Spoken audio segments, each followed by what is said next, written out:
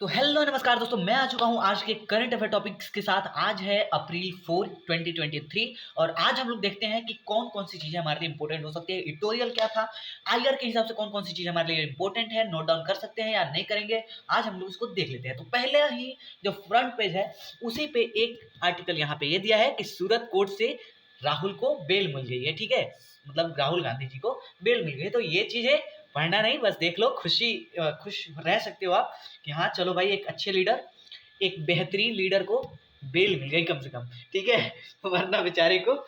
तो अब आगे हम लोग देखते हैं यहाँ पे। ठीक है, अब आगे देखने में सीधा मैं तो इसके बाद सीधा आ गया था वर्ल्ड पे। ठीक है, तो चलिए हम लोग वर्ल्ड को यहाँ पे पीछे से ही शुरू करेंगे। ठीक है, ये स्पोर्ट्स है और हम लोग अब वर्ल्ड का न्यूज़ पढ़ेंगे, क्योंकि आईआर मेरे दिमाग में कल रात से ही घूम रहा है कि मैं आईआर को कैसे कंप्लीट करूँ। तो मेरे दिमाग पे आईआर का बहुत बिजनेस आया था, तो बिजनेस पे थोड़ा बहुत ये पढ़ा। ये जो इंडियन ऑयल का रिफाइनरी जो है अचीव कर रहा है, तो ये थोड़ा बहुत पढ़ा था मैंने। बाकी मैंने सभी इन बिजनेस में सभी चीज़ों को छोड़ा और फिर मैं आ गया इधर वर्ल्ड पे। ठीक है, तो वर्ल्ड में आज जो चीज़ें देखने को मिली वो ये थी, ये 3-4 हाइलाइट्स। जो फिलिस्तीन, इजराइल फिलिस्तीन गाजा पे हमला हुआ है, 2 आदमियों की मौत हो गई है वहाँ पे फिलिस्तीनियंस की। और यहाँ पे मलेशिया में डेथ पेनाल्टी को खत्म कर दिया है। यहाँ पे नासा ने फर्स्ट ब्लैक वुमेन को यहाँ पे अभी लूनर मिशन के लिए भेजा है, मतलब भेजना चाह रहा है। और यहाँ पे ये एमसी कैर्थी जो है वो मीट करेंगे ताइवान के प्रेसिडेंट से। सियांग कुछ नाम है इनका, वो शाई शाई लियांग वेन नाम है इनका। तो ये मीट करेंगे। तो ये दो अगला आर्टिकल था ना, ये हमारे आईआर के हिसाब से बहुत इंपॉर्टेंट था। बहुत इंपॉर्टेंट नहीं, ठीक ठाक इंपॉर्टेंट था, क्योंकि ये नाटो वगैरह इसमें दिया हुआ है। तो फिनलैंड जो है, फिनलैंड में एक नए प्रधानमंत्री, कहीं ना कहीं एक नए मिस्टर जो मिस मिस्टर मैरिन जो थे वो हार गए हैं। अब वहाँ पे जो नेशनल कोएलिशन पार्टी हुई है और पेटोरी ओरपो को जीत मिली है। ठीक है, अब ये यहाँ से फिर चाह रहे हैं कि हम नाटो में शामिल हो, जबकि रशिया जो ऑलरेडी यूक्रेन पर हमला कर चुका है जस्ट बिकॉज ऑफ नाटो।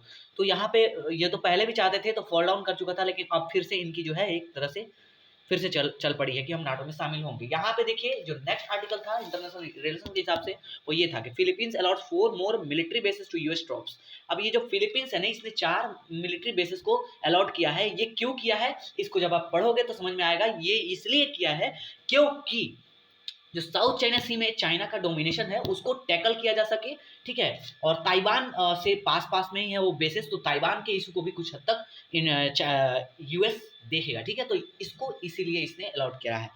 ठीक है, उसके बाद से यहाँ पे स्पाई बलून जो चाइना ने छोड़ा था, आप लोगों को पता है कि रिसेंट न्यूज़ में आया था फरवरी में चाइना ने छोड़ा था। तो इसमें कौन कौन सी जानकारियाँ चाइना ने यूएस से चुरा ली थी, ये चीज़ें दी गई हैं। ठीक है, यहाँ पे थोड़ा पढ़ा मैंने, इसको ज़्यादा नहीं पढ़ा। ये आर्कटिक साइंटिस्ट जो है वो बचाने की कोशिश में लगे हुए हैं आइस के ये विविधता को, डाइवर्सिटीज़ को। यहाँ पे उसके बाद से मैंने ये पढ़ा, ये भूटान के किंग ने एस जयशंकर से मिले। ये भूटान के किंग, क्या नाम था इनका, किंग जेमस खिसार, जिग्मेस खिसार नाम था इनका, नाम गेल कुछ करके। ठीक है, तो इन्होंने ये मिले थे ये, और 3 दिन के विजिट पे है इंडिया के। तो ये पढ़ा मैंने। उसके बाद से ये आर्टिकल जो है वो पढ़ा मैंने। ये यूएस बोल रहा है कि जो मतलब कि कुछ आई ड्रॉप्स वगैरह को लेकर कंसर्न चल रहा है यहाँ पे कि इंडिया से फैल सकता है ये बीमारी में भी। तो ये आप पढ़ सकते हो। ठीक है, उसके बाद से मैं सीधा आ गया यहाँ पे। तो ये मस्त आर्टिकल मुझे दिखा, सबसे जानकारी वाला आर्टिकल दिखा मुझे काफ़ी नॉलेज मिली इससे।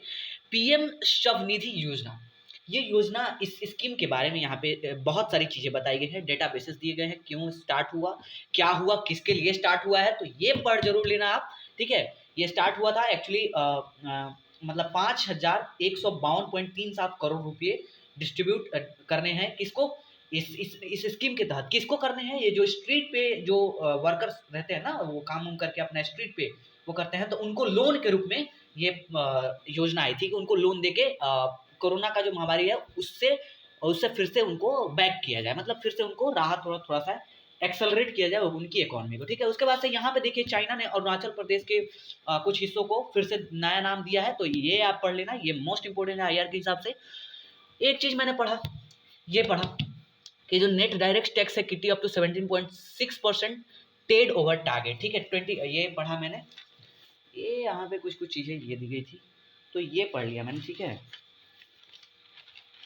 उसके बाद से मैंने सीधा यहाँ मैं आया और ये देखिए, on defamation law, a blow against freedom of speech and expression, ये आप पढ़ सकते हो, ठीक है। ये आर्टिकल बढ़िया है, ये चाहो तो आप पढ़ सकते हो, आर्टिकल आपको हेल्प कर सकता है मे बी, तो आप इसको एक बार से देख जरूर लेना, ठीक है। तो इसको आप देख लेना, ठीक है। और इसके बाद से ये स्कॉटिश जो इंडिपेंडेंस की डिमांड है वो फिर से शुरू हुई है, जब से ह्यूमजा यूसुफा जो है वो बने हुए हैं वहाँ के, क्या बने हैं, फॉरेन मिनिस्टर आई थिंक बने हैं वो, तो वहाँ से इन्होंने वो ये जो स्कॉटिश नेशनल पार्टी है ह्यूमजा यूसुफा को ये होल्ड कर रहे हैं, सेकंड रेफरेंडम की मांग कर रहे हैं, जबकि रेफरेंडम 2014 में हुआ था जहाँ पे स्कॉटिश जो इंडिपेंडेंस है उसको लेके चीज़ें बहुत हद तक स्कॉटिश लोगों के हित में नहीं थी, ठीक है। तो ये आप पढ़ सकते हो पूरा पूरा आर्टिकल, ठीक है, ये आप पूरा आर्टिकल पढ़ सकते हो, ठीक है।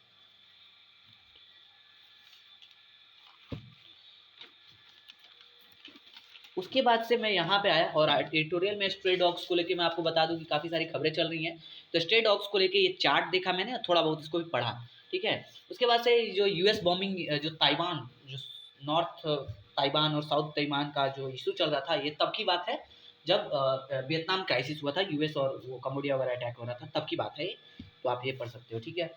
उसके बाद से ये देखिए, साल्ट इंटेक को इंडिया को कम करना चाहिए।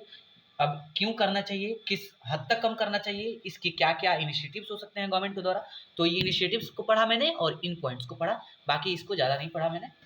यहाँ पे time to put prices on the carbon emission, बहुत मस्त आर्टिकल है। यहाँ पे इन्वायरमेंट के हिसाब से जो आर्टिकल है, बढ़िया सा आर्टिकल है।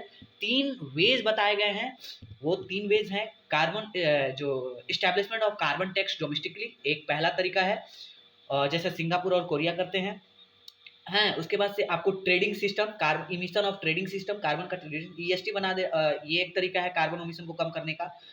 और जैसे यूरोपियन चाइना में है ना, तो ये कुछ तरीका है जिसके तहत हम लोग कार्बन एमिशन को कम कर सकते हैं। तो ये आर्टिकल आपके लिए बेहतरीन हेल्पफुल हो सकता है एज ये इन्वायरमेंट के हिसाब से, ठीक है। ये देखिए, फ्रेश कॉमेंट जो डाटा है, इंटरप्रिटेशन यहाँ पे अप्रोच दी गई है, तो इसको आप पढ़ सकते हो, बाकी इसमें ज़्यादा कुछ दिया नहीं है, ठीक है। तो बस आज का कुछ ज़्यादा रहा नहीं, तो आज तो बस इतना ही आर्टिकल रहा जो हमारे लिए इम्पोर्टेंट हो सकता है। और थैंक यू सो मच, हम लोग फिर कल मिलते हैं। Thank you so much.